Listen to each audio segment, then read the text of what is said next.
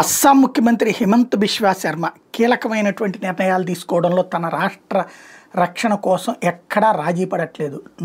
ఒకప్పుడు అసలు వేరే మతం వాళ్లే లేని ఆ రాష్ట్రంలో ఇప్పుడు దాదాపుగా కొన్ని ప్రదేశాల్లో 40-45% ముస్లింలు చేరిపోయారు. ఎట్లంటే అక్కడ ఉన్నటువంటి గిరిజనులనే పటాయించి వాళ్ళని మతం మార్చి వాళ్ళ పిల్లల్ని పెళ్ళిళ్ళ ద్వారా వాళ్ళని మతం మార్చినటువంటి సంప్రదాయం. ఇప్పుడు ఇప్పుడు దాన్ని చక్కదిద్దేటటువంటి ప్రయత్నంలో ఉన్నటువంటి హిమంత్ బిశ్వా శర్మ క్యాబినెట్ ఏదైతే ఇమ్మిగ్రెంట్ చట్టం 1950ని అమలు చేస్తున్నట్టు ప్రకటించింది. డిస్ట్రిక్ట్ కలెక్టర్లు, ఎస్పీలు ఇల్లీగల్స్ని 10 రోజుల్లోప పంపించేసేయాలని ఆదేశించింది. ఇమ్మిగ్రెంట్స్ ఎవరైతే కనబడతారో అంటే ముందు వెరిఫై చేస్తారు. ఈ వెరిఫికేషన్ టైంలో వాళ్ళు ఇమ్మిగ్రెంట్ అని తెలిస్తే వెంటనే పంపించేయడం, 24 గంటల్లోపు రాష్ట్రం నుంచి తరిమేయటం. ఇది ఈ చట్టాన్ని అమలు చేయమని చెప్పేసి క్లియర్గా ప్రకటించింది.